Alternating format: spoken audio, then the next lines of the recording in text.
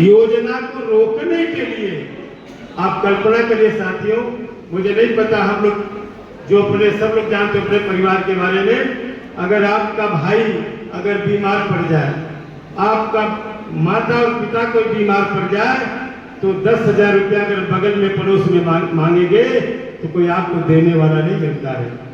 उधार भी उसी को मिलता है जब भरोसा हो जाता है कि 2 महीना में उधार वापस मिल जाएगा, वरना कोई नहीं देता।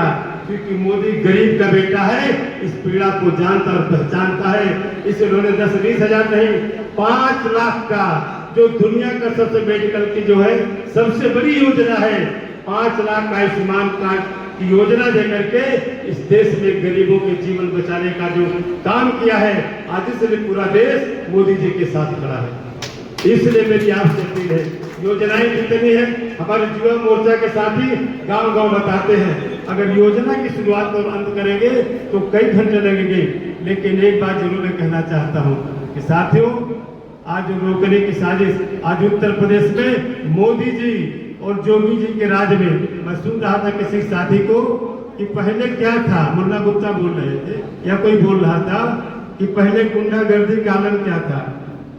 हम लोग नेता है ना, बचपन में भी हम लोग देखते थे कि जब नेता लोग जाते थे तो गाड़ी पे नाल गिननी जाती थी, कई नाले कई ठो राइफल बंदूक है। क्यों?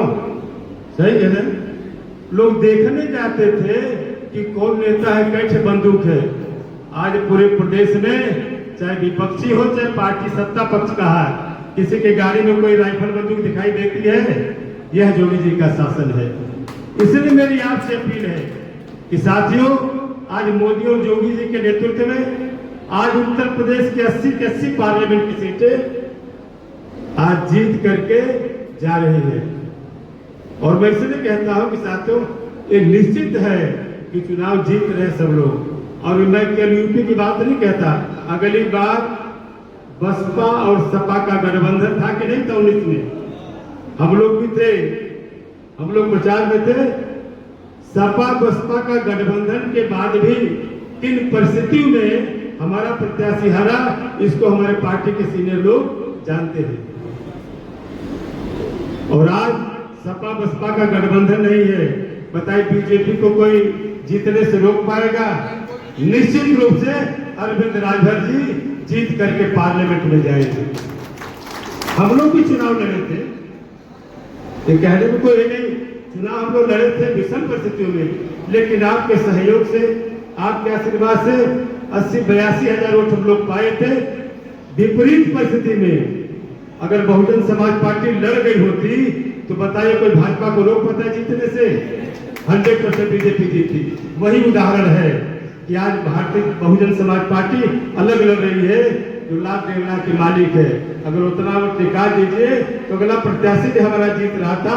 आज अरविंद राजभर जी भारी बहुमत से चुनाव जीत करके दिल्ली के पार्लियामेंट में पहुंचने की तैयारी कर रही है। हर समाज के लोगों ने मन बना लिया है कि मोदी जी को अगर देश को बचाना है, हमें सनातन की रक्षा करना है।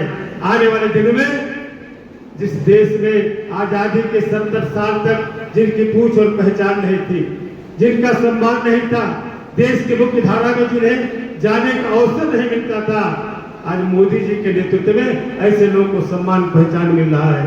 और भारतीय जनता पार्टी की सरकार बनने के बाद इस देश की आधी से ज्यादा जिसकी आबादी पिछड़े समाज को अगर संवैधानिक दर्जा दे करके उनको सम्मान देने का काम किया है, तो इस देश के यशस्वी प्रधानमंत्री आदरणीय मोदी जी ने।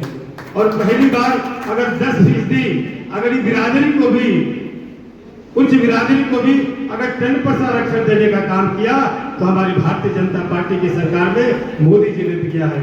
तो हमारी सरकार ने किसी जात के बुनियाद पर नहीं, किसी धर्म और मजहब के बुनियाद पर नहीं, बल्कि जो गरीब लाचार था, बेबस था, जिनकी पूछ और पहचान नहीं थी, सारे लोगों को सम्मान और पहचान दिया है।